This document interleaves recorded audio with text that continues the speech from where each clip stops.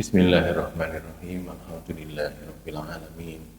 Nasta'inuhu wa nastaghfiruh wa na'udzu billahi min syururi anfusina wa sayyiati a'malina. Faman yahdihillahu fala mudilla lahu wa may yudlil fala hadiya lahu. Asyhadu an la ilaha illallah wa asyhadu anna Muhammadar Rasulullah. Allahumma shalli ala Muhammad wa ala ali Muhammad. Amma ba'du. Ayuhan nas ittaqullaha mastata'tum wasma'u wa ati'u la'allakum turhamun. Kajian kita kitab Al-Arba'in An-Nawawiyah sampai hadis ke-18 sekarang. Al-Hadisus Samin Asyar, hadis yang ke-18. An Abi Dzarrin Jundub bin Junadata wa Abi Abdurrahman Mu'adz bin Jabalin radhiyallahu taala anhuma. Dari Abu Dzar Jundub bin Junadah dan Abu Abdurrahman Mu'adz bin Jabal. Semoga Allah meridhai mereka berdua. An Rasulillah sallallahu alaihi wa alihi wasallam, dari Rasulullah sallallahu alaihi wa alihi wasallam qala, beliau bersabda, ittaqillaha, bertakwalah kamu kepada Allah, haitsu ma kunta, di mana saja kamu berada. Bertakwalah kepada Allah di mana saja kamu berada. Wa atbi'is sayyi'atal hasanata, wa atbi, dan iringilah, ikutilah as-sayyi'ata, keburukan, dengan al-hasanata, kebaikan. Tamkuha, dia menghapusnya. Dia kebaikan akan menghapus keburukan itu. Wa khaliqin nas, dan berakhlaklah, ya, pergaulilah manusia bi khuluqin hasanin, dengan akhlak yang baik. Berakhlaklah kepada orang lain dengan akhlak yang baik. Khaliqin nas bi khuluqin hasan, dengan akhlak yang baik. Rawahu Tirmidzi wa qala hadisun hasanun. Tirmidzi mengatakan hadis ini hasan, dia meriwayatkan dan dia mengatakan hadis ini hasan. Wa fi ba'din nusakhi, dan pada sebagian naskah, bagian naskahnya Tirmidzi hasanun sahihun, hasan sahih. Ada di sebagian naskah hasan, sebagian naskah yang lain hasan sahih. Hadis ke-18 dari Al-Arba'in An-Nawawiyah adalah hadis Abu Dzar dan Mu'adz bin Jabal. Ini kalau dihitung hadis gitu mestinya 2 hadis, karena sahabatnya 2. Ini kalau ngitung hadis itu ngitung sahabatnya, sahabat yang meriwayatkan berapa gitu. Kalau ini dari 2 orang ya berarti 2 hadis, sebenarnya gitu ya. Mari dijadikan 1, isinya memang sama. Hadis ini ada pada Sunan Tirmidzi, Kitabul Birri Wasilah, hadis ke-1987. Kalau menurut Al-Albani, hadis ini berderajat hasan. Ulama pertama, hadis pertama yang menjelaskan atau mengatakan ada derajat hasan itu ya Tirmidzi itu. Dulunya cuma ada hadis sahih sama hadis dhaif. Terus At-Tirmidzi itulah yang pertama kali memperkenalkan ada derajat hasan, ada istilah hasan untuk hadis. Hadis yang kalau mau dikatakan sahih itu belum memenuhi syarat, tapi kalau dikatakan dhaif masih terlalu baik, dia itu masih jauh dari kedudukan dhaif, artinya masih di atasnya dhaif. Maka kemudian dia mengambil, mempopulerkan kata-kata hasan. Lalu ada hasan sahih, sebagian nanti menganggap hasan sahih itu matannya hasan tapi sanadnya sahih, atau sebaliknya sanadnya hasan tapi matannya sahih. Bagian begitu ya, hasan sahih. Hadis ini juga terdapat dalam Musnad Ahmad, hadis nomor 21.354 dan 21.403. Kalau kita punya Musnad Ahmad itu ya, yang ada nomornya. Yang dulu tidak ada nomornya, yang sekarang sudah ada yang nomornya. Yang paling baru itu Mausu'ah Hadisiyah judulnya. Mausu'ah hadisnya Musnad Ahmad gitu, itu nomornya sudah ada. Dan Sunan Darimi Kitabur Riqaq hadis ke 2833. Ini yang dari Kutubut Tis'ah ya, 7-9 kitab utama itu. Jadi selain Kutubus Sittah, Bukhari, Muslim, Sunan Sahih Bukhari, Sahih Muslim, Sunan Abu Dawud, Sunan Nasa'i, Sunan Tirmidzi, Sunan Nasa'i, Sunan Ibnu Majah, 6 ya, tambah lagi Musnad Ahmad, kemudian Muwatta Malik sama Sunan Darimi, tambah 3, ini jadi Kutubut Tis'ah, 9 kitab hadis yang utama. Yang menurut ulama mayoritas hadis itu berasal dari situ, dari 9 kitab ini. Jarang ya, tidak dari situ. Artinya di hadis kitab hadis yang lain ada tambahan tapi nggak banyak, sudah tercakup di 9 kitab utama tadi. Bertakwa kepada Allah adalah mengerjakan seluruh kewajiban dan menahan diri dari seluruh kemungkaran yang wajib ya dikerjakan. Waktu mengerjakan kewajiban memang ada kata-kata mastata'tum, sekuat kemampuan. Artinya kalau walaupun itu wajib, kalau orang sudah tidak mampu ya sudah. Tapi kan ada kewajiban yang tidak mungkin orang nggak mampu, kan ada kan? Contohnya sholat misalnya. Sholat masa ada orang nggak mampu? Ya saya nggak bisa berdiri, duduk bisa kok, kan gitu kan? Nggak bisa duduk, berbaring pun boleh kok sholat itu, kan gitu ya. Itu kan mestinya bukan tidak mampu, tapi tidak mau, kan gitu. Kalau tidak mampu mestinya enggak. Mestinya semua orang mampu untuk mengerjakan sholat. Sampai dia berbaring pun atau ngangkat tangan untuk sedekap pun nggak kuat, ya nggak usah pakai sedekap. Orang isyarat saja boleh kok, berisyarat dengan mata, dengan bibir, gitu kan, boleh kan. Artinya sholat itu kan sangat mudah, mestinya bisa, gitu. Mestinya secara zahir orang itu bisa. Puasa misalnya, nah, puasa mungkin karena orang sudah terlalu tua atau sakit-sakitan tidak mungkin untuk berpuasa, kan ada alternatifnya, bayar fidyah kah atau yang lain kan gitu kan. Artinya seluruh kewajiban itu benar, memang seluruh kewajiban harusnya dikerjakan. Lalu menahan diri dari seluruh kemungkaran, dari segala macam kemungkaran itu kita sabar untuk tidak mengerjakannya gitu. Walaupun kadang-kadang orang kepingin mengerjakan, tapi ya disabari, nunggu saja dulu, nanti kalau sudah waktunya kan boleh. Kapan waktunya? Kalau sudah di surga kan, di sana kan nggak ada larangan, semua orang semua hal boleh dikerjakan kan, nggak ada yang dilarang. Nanti kalau di sana begitu, nah di dunia memang banyak yang dilarang, maka ya sabar saja.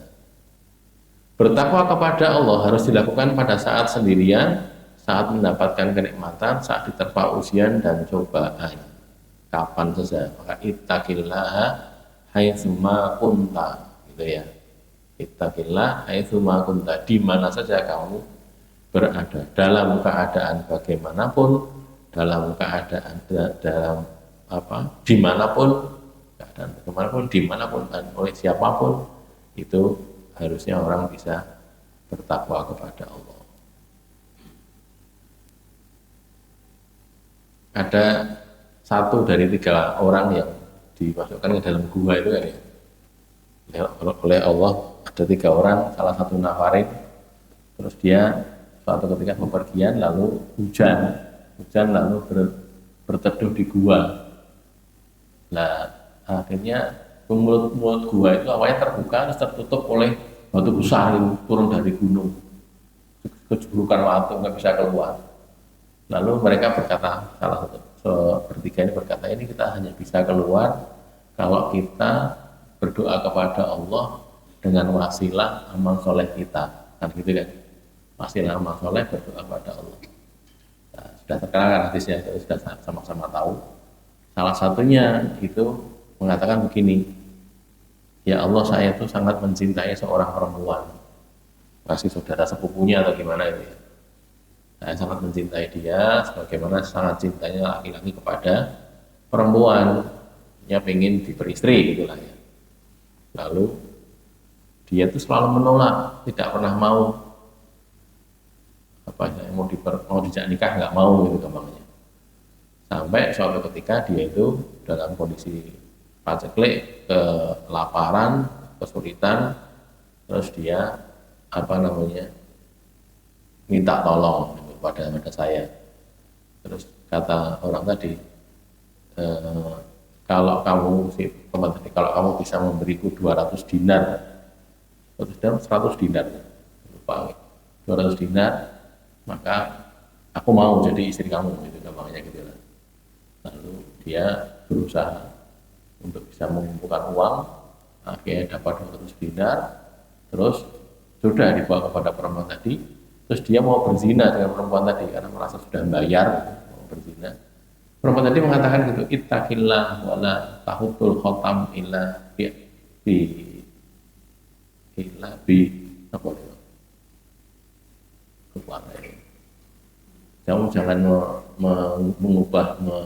merusak khotam, maksudnya segel keperawanan itu kecuali dengan hak Nabi illa bihaqihi. Dia ngomong gitu, ittaqillah gitu, terus orang tadi itu bangkit gitu. Padahal disebutkan dia sudah hampir berzina, sudah berkuasa atas perempuan tadi, tapi dia tinggalkan perempuan tadi plus ditinggalkan 200 dinar uang tadi, tidak diambil sedikit pun, langsung pergi gitu saja. Terus dia berkata, ya Allah, kalau saya waktu itu melakukannya karenamu ya Allah, karena engkau, bukan karena manusia tapi karena lillahi ta'ala, maka selamatkan kami dari batu ini, gitu kan. Itu salah satu yang itu tadi contohnya. Sekali lagi ini bertakwa pada Allah, bahkan di saat-saat yang sudah sedemikian rupa dia mampu melakukan itu, melakukan perzinaan tadi, dan perempuannya juga dalam kondisi yang kalah karena sudah dikasih uang, itu pun ketika diingatkan untuk bertakwa, dia mau berhenti dan pergi dari situ, gitu ya. Nabi SAW pernah menasihati perempuan yang menangis meratap di kuburan agar dia bertakwa dan bersabar. Di sini muttafaqun alaih, di alamatnya di waktu lain kita bisa cari sendiri ya. Marran Nabi sallallahu alaihi wasallam bimra'atin tabki. Nabi SAW itu lewat dengan seorang perempuan, melewati seorang perempuan yang tabki, dia itu nangis inda qabrin, di dekat kuburan. Nangis di kuburan, mungkin menangisi orang yang dikubur di situ gitu lah. Faqala, Rasul mengatakan, bersabda, ittaqillaha wasbiri, bertakwalah kamu kepada Allah dan bersabarlah. Takwa kepada Allah dan bersabarlah. Qalat, dia mengatakan, ilaika anni, pergilah kamu dariku. Ilaika anni, menjauhlah dariku. Fa innaka lam tusab bi musibati, sungguhnya kamu itu tidak kena musibah kayak musibahku ini. Kurang rasa kayak semuanya muni kon sabar, kon takwa, nah gitu loh. Cara kita begitu. Walam ta'rifku, dan perempuan itu tidak mengenal Nabi. Bukan tidak mengenal Nabi, maksudnya nek ketemu orang kenal bukan gitu. Tidak sadar bahwa itu Nabi gitu loh. Tidak mengenal bahwa itu Nabi awalnya, karena kan dia tidak menghadap ke arah Nabi kan. Dia menghadap ke arah kuburan itu. Faqilalah, maka dikatakan kepada perempuan tadi, innahun nabiyyu sallallahu alaihi wasallam. Orang tadi itu yang ngandani kamu itu Nabi loh. Nabi SAW tadi. Tuh. Nah, ketika diberitahu bahwa yang menasihati tadi Nabi, fa'atat baban Nabi, lalu dia datang ke rumah, ke pintunya Nabi. Bab pintu, maksudnya pintu rumah ya. Pintu rumahnya Nabi sallallahu alaihi wasallam. Walam tajid indahu bawabin, dan dia tidak mendapati di sana itu bawabin, para penjaga pintu. Rumah Nabi itu nggak dijaga, jadi orang kalau mau ketemu ya tinggal ketok pintu saja. Faqalat, lalu ketika sudah ketemu Nabi, dia berkata, lam a'rifka, saya tidak mengenalmu ya Rasulullah, tidak tahu kalau tadi yang ngendika itu jenengan, saya tidak tahu, gitu. Minta maaf maksudnya gitu. Di sebagian riwayat mengatakan asbir gitu, saya bersabar ya Rasulullah. Faqala, Rasul mengatakan, innamas sabru indas sadmatil ula, hanyalah sabar itu hanyalah indas sadmatil ula, pada pukulan yang pertama, hantaman yang pertama. Sadmah pukulan, hantaman ula yang pertama.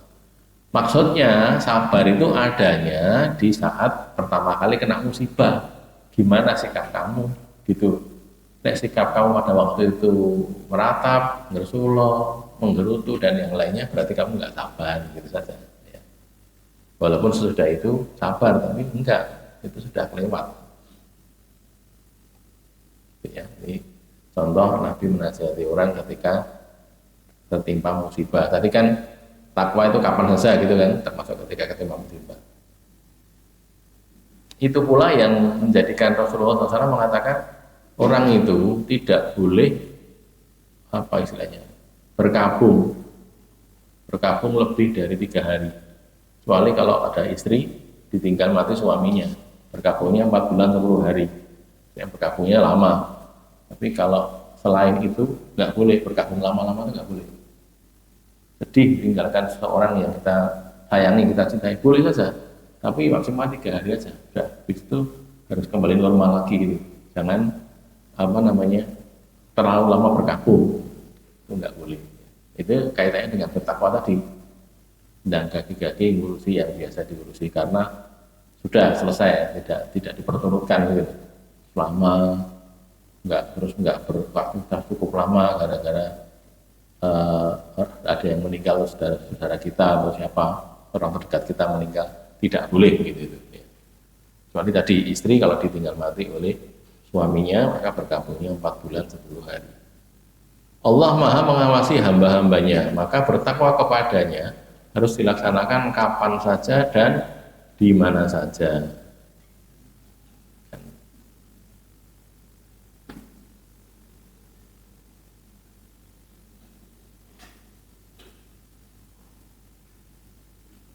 Karena kita diawasi oleh Allah, ya kapan saja dan di mana saja. Tidak peduli sendirian, banyak orang, berdua, bertiga, tidak peduli di kondisi tempat mana saja, ya tetap harus bertakwa kepada Allah. Bila terlanjur berbuat buruk, hendaknya segera diiringi dengan perbuatan baik agar kebaikan itu menghapuskan keburukan. Itu ya, wa'at bi'is sayyi'atal hasanata tamhuha, dan iringilah keburukan dengan kebaikan agar kebaikan itu menghapuskan keburukan. Ini berdasarkan kalam Allah Ta'ala, salah satunya ya, dalilnya adalah ini, wa aqimis sholata tarafayin nahar wa aqimis sholata tarafayin nahari wa zulafam minan lail innal hasanati yudhibunas sayyi'at dzalika dzikra lidzakirin. Wa aqimis sholat, dan tegakkanlah sholat tarafayin nahar, di 2 ujung siang, pagi dan sore, wa zulafan minal lail, dan pada bagian permulaan malam, awal dari waktu malam. Innal hasanat, sesungguhnya kebaikan-kebaikan itu yudhibnas sayyi'at, menghapuskan keburukan. Dzalika, yang demikian itu, dzikra lidzakirin, peringatan bagi orang-orang yang banyak mengingat Allah, selalu mengingat Allah, banyak berzikir. Zakirin, dzikra lidzakirin, untuk orang-orang yang berzikir.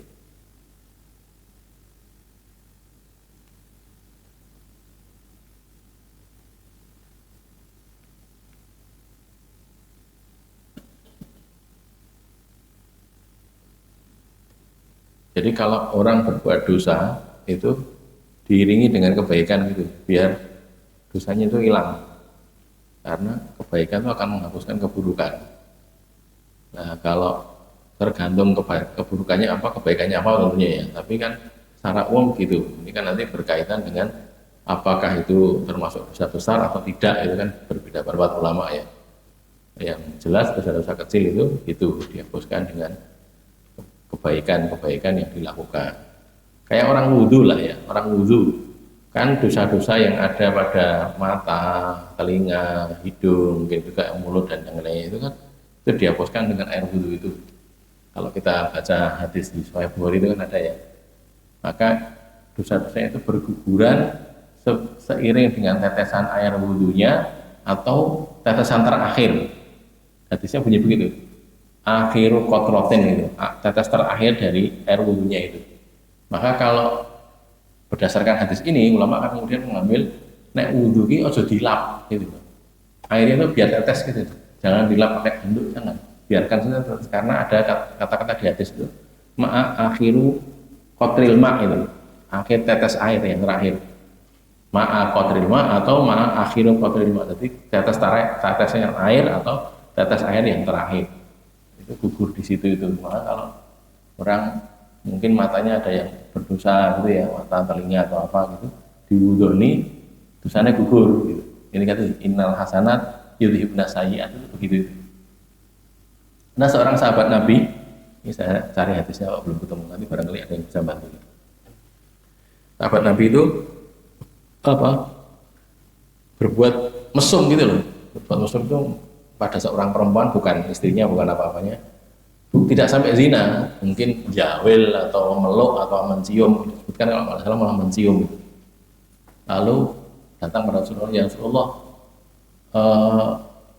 hakim hadda, saya dihukum had ya Rasulullah karena saya berbuat begini. Dia menyesal gitu, menyesal terus merasa bersalah, lalu minta dihukum had. Terus Nabi mengatakan, apa tahu kamu melakukan apa? Tadi saya berbuat begini dengan seorang perempuan, begini. Kamu berzina? Enggak, tidak berzina, tapi saya berbuat mesum, berbuat buruk begini. Terus sama masih sebentar ini kita sedang mau sholat, sudah kamu apa namanya, kita sholat dulu, sholat berjamaah, sholat jamaah. Lalu sudah sholat dia masih minta lagi, Rasulullah hakim ilayal had, alayal had, ya Rasulullah tegakkan hukum had atas diri saya. Terus Nabi mengatakan, apakah kamu tadi Pak kamu ikut sholat bersama kami, tasyahad ma'ana gitu ya, sholat bersama kami? Terus dia jawab, iya ya Rasulullah, saya tadi ikut sholat. Maka ya sudah, berarti sudah hilang dosamu, begitu. Jadi ikut sholat jamaah tadi sudah hilang, kata Nabi. Barangkali Ustaz Ilyas atau Ustaz Martin bisa nyarikan hadisnya. Saya ingat saya di Google ini tadi betul. Jadi hakim ilayal hadda atau apa gitu kalau nggak salah ya. Jadi itu terus dia ikut sholat jamaah, Nabi mengatakan tadi innal hasanat yudhibna sayyi'at, karena kebaikan itu menghapuskan keburukan gitu loh. Jadi apa dihapuskan oleh itu. Jadi kalau barangkali ketemu ya kita diberitahu. Keburukan yang diiringi kebaikan ini dohirnya umum, yakni dosa kecil dan dosa besar semuanya dohirnya ya. Akan tetapi jumhur ulama mengkhususkannya hanya untuk dosa-dosa kecil saja. Kalau dosa besar kan tidak gitu. Jumhur ulama begitu. Kalau dohirnya sih umum, tapi jumhur mengatakan dosa-dosa kecil saja. Termasuk tadi berarti ya, buat mesum tadi dengan perempuan tadi itu dianggap dosa kecil karena bisa dihapuskan dengan sholat.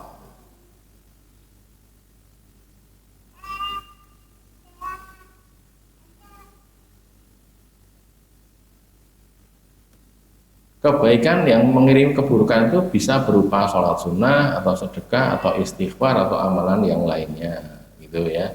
Jadi perbuatan baiknya itu bisa sholat sunnah, sholat tadi malah sholat jamaah yang sahabat Nabi tadi ya. Sholat jamaah itu menghapuskan dosa besar, dosa kecil ya.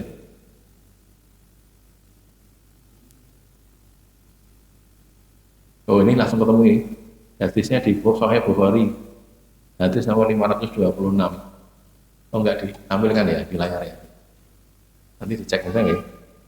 Ini Sahih Bukhari hadis ke-526. Kitabnya kitab Mawaqitus Shalah. Kitabul Mawaqitus Shalah. Hadis 526. Saya bacakan sedikit bentar ya. Dari Ibnu Mas'ud, anna rajulan asaba minam ro'atin kublatan. Bahwa saya seseorang itu menimpa dari seorang perempuan kublah itu mencium perempuan yang tidak halal bagi dia. Fa'atan Nabi ya sallallahu alaihi wasallam, maka dia datang pada Nabi sallallahu alaihi wasallam, fa'akhbarahu, lalu memberitahukan kepada Nabi, fa'anzalallahu azza wa jalla ini Allah turunkan ayat ini, aqimi sholata tarafayn nahar wa zulfa minal lail innal hasanati yudhibna sayyi'at. Terus faqala rajulu ya Rasulullah ali hadza, apakah itu untuk saya ya Rasulullah? Terus faqala li jami'i ummati kullihim. Nah, jadi untuk seluruh umatku semuanya. Jadi dia tadi berbuat begitu, itu tidak dihukum had tapi tadi di hadis yang lain, bukan yang di sini ya, di hadis yang tarafnya barangkali ya, dicek lagi. Itu Nabi tanya gitu, kamu tadi ikut sholat bersama kami? Iya ya Rasulullah. Kalau gitu sudah diampuni dosanya, tidak perlu dihukum lagi. Sebagaimana penyakit itu disembuhkan dengan obat penangkalnya, maka keburukan dihapuskan dengan kebaikan yang menangkalnya, ditangkal oleh kebaikan yang dilakukan, gitu kan. Maka juga sebagaimana tadi, fa'atbi isayyi'atal hasanata tampuha. Ada hadis, ini belum saya muatkan ya. Kalau dulu orang ngejak botowan itu, kan ada tuh. Dulu karena masih jahiliyah ngomong begini, ala uqomilka, tak jak botowan tak jak berjudi. Maka bahasanya sekarang ini dengan sedekah, gitu. Nabi mengatakan begitu. Dulu dia jahiliyah, dia ngejaki orang botowan, biasa kan, namanya orang jahiliyah, orang tidak ngaji gitulah ya, jak berjudi gitu. Nah, sekarang kalau sudah begitu, sudah kebaca dulu, cara nutupnya gimana? Sekarang banyak sedekah, gitu. Hanya bersedekah untuk nutup itu tadi, itu contohnya ya, atbi isayyi'atal hasanata tamhuha. Berinteraksi dengan orang lain harus dilakukan dengan akhlak yang baik. Wa khaliqin nas bi khuluqin hasanin. Terakhir tadi ya, ittaqillah itu makunta. Satu, wa atbi sayyi'atal hasanata tamhuha. Dua, yang ketiga, wa khaliqin nas bi khuluqin hasanin. Dan berakhlaklah, berinteraksi dengan orang lain dilakukan dengan akhlak yang baik. Akhlak yang baik itu banyak ragamnya, banyak macamnya. Misalnya menampakkan wajah yang berseri, cerah gitu ya, seneng, tersenyum, bersikap tawadhu itu rendah hati, merendah, tidak sombong, bersikap lemah lembut, itu adalah contoh dari akhlak yang baik. Orang mesti akan seneng gitu. Orang musuh pun kalau musuhnya berakhlak baik jadi beda gitu. Artinya tetap ada sifat penghormatan, jadi tetap ada karena dia berakhlak yang baik. Itu yang dilakukan Nabi kepada semua orang, termasuk musuh beliau juga diperlakukan dengan akhlak yang baik. Ini ada 3 hadis, cuma belum saya terjemahkan ya. Tiga-tiganya dari Sahih Muslim, itu nomornya di belakang itu, Sahih Muslim yang pertama di 2626. Bunyi hadisnya itu, la tahqironna minal ma'rufi syai'an. La tahqironna, janganlah kamu meremehkan. Janganlah kamu benar-benar meremehkan minal ma'rufi, dari kebaikan, syai'an, sedikit pun. Walau antalqa akhoka, walaupun antalqa akhoka, bahwa kamu itu menemui saudara kamu, alqa ya, bertemu, bahwa kamu bertemu akhoka, saudaramu, biwajhin tolkin, dengan wajah yang berseri-seri, wajah yang cerah gitu. Ketemu kancane itu tersenyum gitu ya, wajah yang cerah, bukan bersengut, bukan cemberut, tapi tersenyum. Kan ada toh wajah-wajah orang itu yang jadi rangguyu tapi suka guyu itu ada ya. Kan seorang seneng kan gitu. Kan ada wajah yang wajahnya memang disebut kan ada, tapi kan ditersenyumkan yang jadi kan ya iso toh. Tapi ada wajah-wajah sing memang gayanya itu, wajahnya itu memang tersenyum sih gitu. Nah, subhanallah, kalau itu kan wis rasa nganggo mesem sih gitu, karena memang wajahnya begitu. Ada yang seperti itu. Tapi prinsipnya kita disuruh untuk tidak meremehkan kebaikan walaupun hanya dengan wajah cerah, tersenyum itu tadi. Lah saya sedang sedih masa tersenyum, lah tersenyumnya karena Allah, bukan karena tadi, tersenyumnya karena biar orang seneng gitu. Gitu ya, tersenyumnya karena itu tadi. Agar orang yang bertemu dengan kita itu senang, tidak susah. Lalu yang kedua, ini juga dari Sahih Muslim, hadis ke 2588 atau 69. Tinggal ngitungnya dari mana ya? Kalau dari awal kitab ya berarti 2588, kalau dari awal kitab. Maksudnya dari awal Sahih Muslim 2588, kalau dari awal kitabnya. Maksud kitab apa ini? Saya lupa ini. Kitabul Adab atau apa itu, dan nomor 69. Wa mazadallahu abdan bi afwin illa izzan. Wa mazada, dan tidaklah menambah siapa Allah tidak menambah abdan, seorang hamba, bi'afwin, dengan maaf, dengan pemberian maaf, afwun itu ya, memaafkan, illa izzan, kecuali kemuliaan. Dengan hamba tadi memberi maaf, Allah tidak menambahi dia kecuali kemuliaan gitu. Semakin memberi maaf semakin mulia, maksudnya begitu ya. Jadi bukan kok tambah rendah, tambah mulia malah. Orang yang suka memaafkan orang lain itu tambah mulia, Allah nambahi kemuliaan. Terus wa ma tawadhu'a ahadun lillah, dan tidaklah tawadhu, tidaklah merendahkan diri, merendah hati, ahadun seorang pun, tawadhu itu ya, merendah, ahadun seorang pun lillahi, karena Allah, merendahnya itu karena Allah, bukan karena manusia, illa, kecuali rafa'ahullahu, Allah akan meninggikan dia. Ini yang tawadhu nih ya, tadi kan yang pertama yang cerah berseri tadi, ini yang tawadhu. Tidak tawadhu seorang itu karena Allah, kecuali Allah akan meninggikan kedudukan dia, meninggikan dia, tambah tinggi di hadapan Allah kedudukannya. Semakin tawadhu semakin tinggi. Sebaliknya semakin sombong semakin rendah kedudukannya. Kan gitu toh ya. Ini merendah itu dia tinggi. Kalau cara mantik ini, mantiknya logika. Orang itu bisanya merendah itu kalau dia tinggi kan. Orang yang berada kedudukan tinggi dia merendah. Kalau yang sudah rendah kan tidak perlu merendah lagi toh. Kan gitu toh ya. Sebaliknya orang yang sombong itu kan merasa dirinya tinggi, besar.